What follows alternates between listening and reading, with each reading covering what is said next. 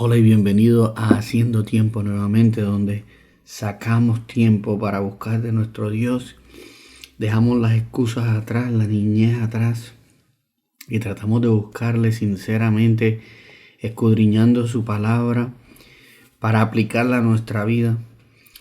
Y quiero darle las gracias a todos los que nos siguen escuchando y que nos siguen dando mucho aliento para seguir. Quiero invitarte que si te está gustando el programa, estás nutriéndote con él, que lo compartas con otras personas para que sigamos bendiciendo a otras personas con la palabra de Dios. Vamos a seguir el tema que estamos siguiendo esta semana, donde estamos hablando de la muerte, de lo finito que somos nosotros. Y hoy vamos a hablar un pasaje bien chocante y me tomo la oportunidad para invitarte a que vengas a la palabra de Dios de una manera sincera y no con convicciones preconcebidas de ella, y que la tomes por lo que diga y que la pongas en práctica tal y como es. Yo no tengo tantos dedos en mis manos para contar las veces que yo he hablado con alguien y leemos algo en la palabra de Dios. Yo le digo, mira lo que dice aquí la palabra de Dios. Yo digo, sí, pero yo no creo que Dios vaya a hacer eso. No creo que Dios funcione de esa manera. Así que imagínate lo frustrante que es eso, ¿no? ¿Cómo tú vas a poner tu opinión por encima de la palabra de Dios? Si tú decides si crees o no crees en la palabra de Dios, en algo que lees o en ciertas partes de la palabra de Dios, si tú eres el que decide lo que tú crees o no, entonces tú no le crees a la palabra de Dios, tú te crees a ti mismo y escoges las cosas que quieres escuchar de la palabra. Pero nosotros no tenemos esa potestad. Esta es la palabra de Dios y nosotros tratamos de entenderla. Por eso nos pasamos aquí nutriéndonos, tratando de tomar el sentido correcto, el sentido que Dios quiere que nosotros tengamos en ella. Lo digo porque hoy vamos a hablar de un tema que es controversial en este día en el que vivimos. Pero estas son las palabras de Jesús que nos hablan de algo que también tenemos que enfrentar cuando estamos frente con frente a la muerte, frente con frente a nuestra humanidad, a que el tiempo de nosotros es nada. Esa es la palabra, que somos como el rocío de la mañana. Estamos aquí hoy y nos vamos. Así que vamos a ver un pasaje aquí en Mateo 10, comenzando en el versículo 28. Nuevamente el Evangelio, las palabras de nuestro Jesús, que dice: no teman a los que matan el cuerpo, pero no pueden matar el alma. Teman más bien al que puede destruir alma y cuerpo en el infierno. ¿No se venden 2 gorriones por una monedita? Sin embargo, ni uno de ellos caerá a tierra sin que lo permita el Padre. Y Él les tiene contado a ustedes aún los cabellos de la cabeza. Así que no tengan miedo, ustedes valen más que muchos gorriones. Un pasaje bien bonito que nos trae aliento ahí en esa última parte, pero en principio nos dice algo bien importante, porque nos habla, y esto era lo que yo me refería al principio, del infierno. Hoy en día a la gente le encanta creer en las cosas buenas que dice Jesús, en todas las cosas alentantes que nos apoyan. El amor de Dios, todo el mundo quiere creer en eso. El infierno, Ahí las rodillas se ponen suavecitas, como dicen. Pero la palabra es clara. Jesús fue claro en lo que nos habló. Y nos está diciendo que nosotros no tenemos que temer nada en este mundo. Lo más que pueden hacer aquí es hacer algo con este cuerpo de nosotros. Pero nuestra alma vive por siempre. Nuestra alma es eterna y la única pregunta es ¿dónde esa alma va a pasar la eternidad?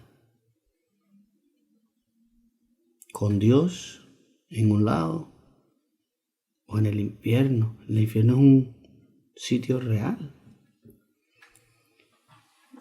Y Jesús nos habla del crujir de dientes en ese sitio. Esto no es un sitio donde tú quieres ir.